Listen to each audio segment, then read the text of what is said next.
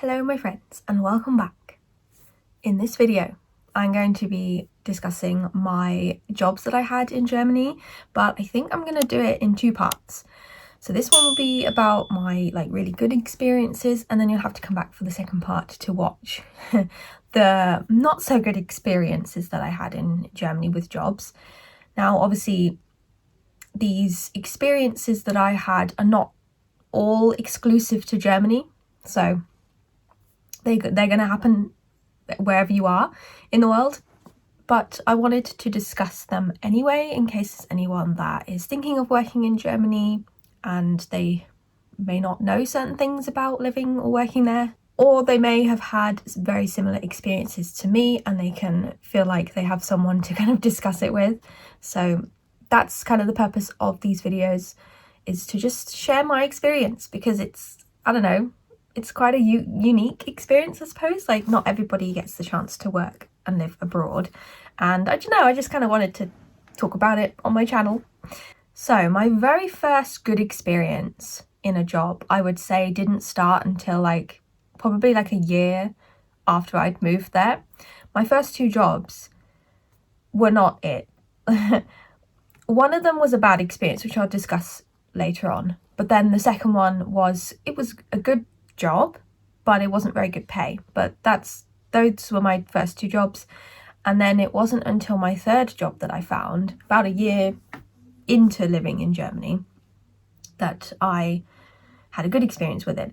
And it was an internship, actually. It was like a marketing internship, and it was in the area of supply chain management, which I do not have any prior experience in supply chain management. My background is more like tourism and to do with the mountains and stuff, and a bit of hospitality. So going into that job, I was like, oh, I don't know about this. I don't know if I'm qualified enough, but the person chose me, so I must have been.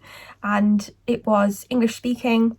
The organisation itself is German speaking, but my internship and the sort of tasks that I did every day were in English. Basically, in that job, it was my job to kind of manage social media accounts and write blog posts, like blog content and things of that nature. It wasn't my very first experience of working in marketing. I have had one other internship before that in the UK that was marketing related. But marketing was something that I really, really wanted to go into, and it still is at this point. And yeah, I just really loved everything about that job because the manager was amazing. I had no issues with this person at all, and he just was so encouraging, supportive, and never really, I mean, a manager shouldn't really shout at you anyway, but he never shouted at me or got angry or whatever if I made a mistake or whatever. He's like, okay, this is fine. At least you know for next time not to do it or whatever. But yeah, it was just the best job ever. And I really wish I could have stayed, but as it was an internship, I couldn't obviously extend it. Now, I did obviously ask to extend my time at the company, and I actually found another job there, which I will discuss in the second half of the video because that wasn't as positive.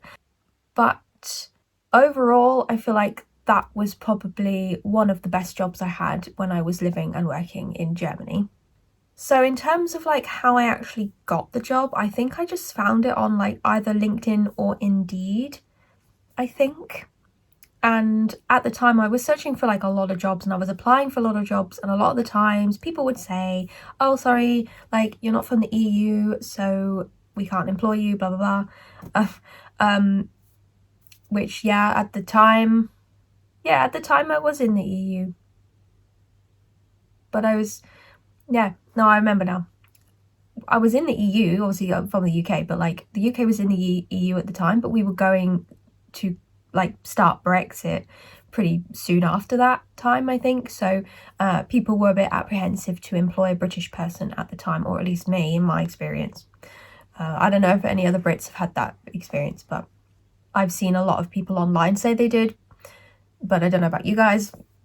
But anyway, In terms of like documents that I needed to start the job, I don't actually remember. I think I just needed my certificate for my bachelor's degree, because at the time I'd already done a bachelor's degree, and I needed proof, like a sort of written letter kind of thing, to say that I was enrolled on my master's course, and possibly passport, so that they could take a copy of it, because at the time that was my only kind of ID, because I didn't drive, I didn't have a driving license or like a work permit at the time. It was just my passport. So I think that was kind of all I needed. Possibly also a reference, but I this was like 4 years ago, so it's kind of hazy. But yeah, that was it. I did the internship and I got like a reference letter at the end of that time working there. In Germany, they do it a little bit differently. They actually write you like an actual reference letter and they give it to you. Whereas in the UK, you just have to provide contact details of a reference, and then the employer that you're applying for a job for will then contact them and speak to them. Whereas in Germany, you literally have the letter there, you can present it to them. So I actually personally prefer the German way, because it's just there, it's easier, you don't have to give out any personal details of the person, and yeah, it's a lot easier. So the other 2 jobs after that internship were not positive, unfortunately. Like, at the end of the day, I had a job, but I was often kind of in and out of employment, because a lot of them were sort of fixed term, you know, a couple months here, a couple months there, because it was at the time all I could find, and it was just sort of like the nature of the job and what the employer was looking for. But then my final job in Germany was the absolute best job I've ever had so far, and it was working for, this was after my master's had finished, well, probably half a year, I think, finishing-ish. But it was working sort of like for mountain organisation sort of thing, and working as like a project officer, doing social media and blog content, and helping a little bit with the newsletter and things like that.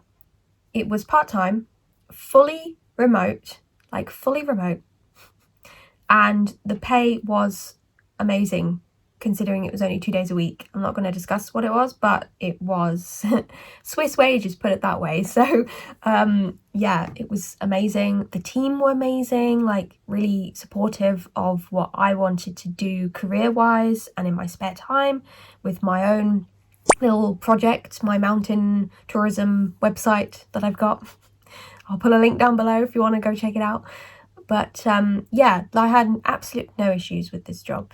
So that unfortunately ended because it was fixed term. They couldn't afford to keep anyone on kind of long term, which was a real shame, because I really liked that job, and considering it was like fully remote and so well paid, and I wish I could have stayed in that job.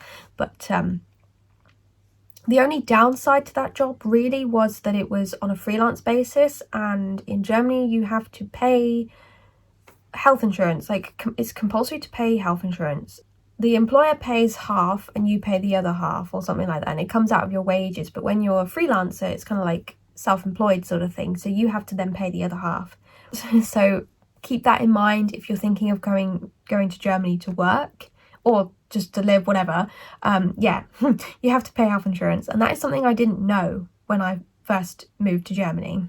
In general, though, I would say the kind of working environment in Germany is really good. Like, I think I prefer it to the UK environment, I suppose, where you kind of, I don't know, in the UK you kind of have to work harder, I think, for less pay. Whereas in Germany it's okay, I suppose.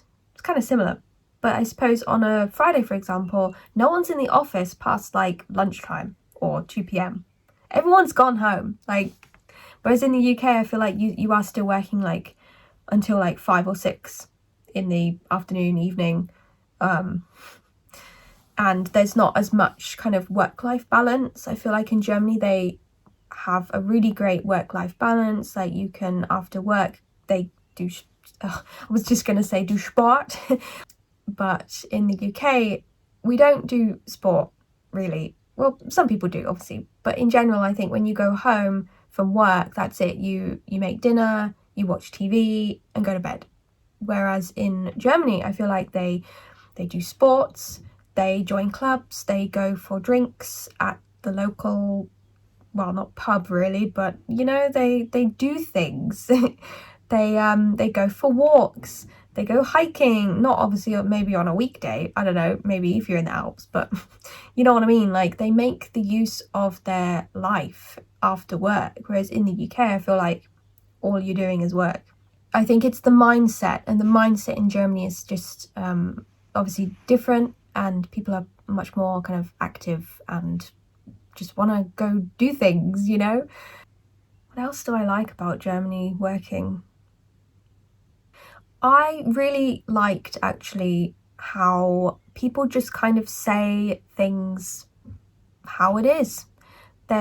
Germans are quite direct and sometimes a little bit abrupt, and that can be, sometimes it can come across as rude if you're from the UK and you're going to Germany, and then it's like, oh, okay, sir. But sometimes I really like it because you're just getting to the point. You're just saying it how it is.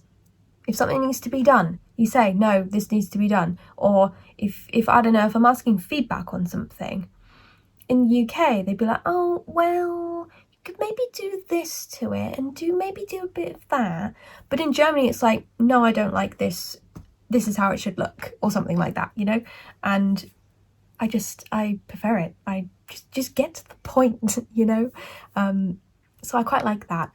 But I find the Germans to be generally quite efficient. They just get on with their work. Obviously, I have not worked really in an office setting. I have a little bit, but obviously the pandemic came, and that was a whole other story. But the pandemic came, and then I worked remotely for like pretty much 4 years, I think. So my experience is mostly working online and working through Microsoft Teams and stuff like that.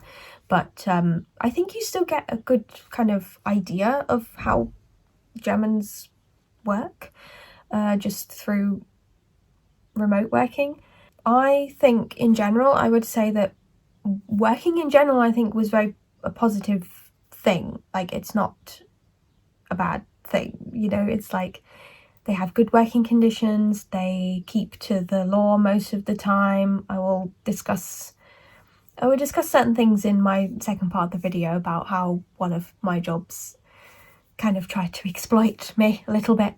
But you know, in general, they're above the law, you know, they do everything by the book, you know, all the rules, they follow the rules in Germany, and everything's like above board, and yeah, good working conditions, and a good amount of holiday time and like leave and sick leave and stuff like that. So in general, if you're thinking about going to work in Germany, do it. I highly recommend, and I think, yeah, it's a good experience. I think even if you're going to work there for like a year, 2 years, or do an internship or something, and you're thinking, oh, well, do I go? I'm not sure what it's like.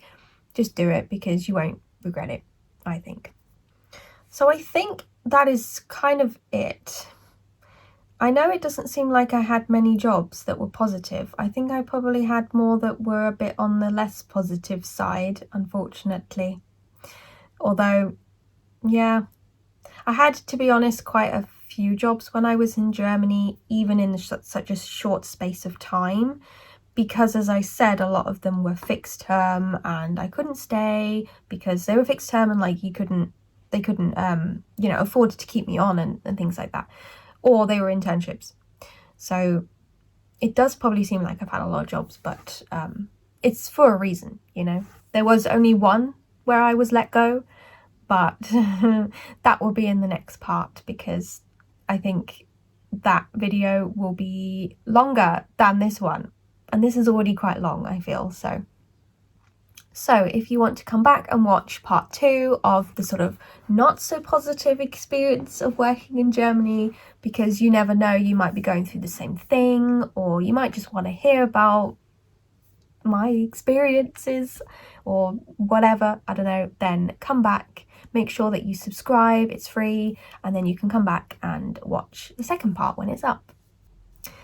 So I do hope that you enjoyed my little ramble of my experiences in Germany, and if there's anything else that I remember to discuss about working in Germany, then I will probably put it in the next part of this video or something, but I think that is it for now. So as always, thank you very much for watching, and I will see you in the next video.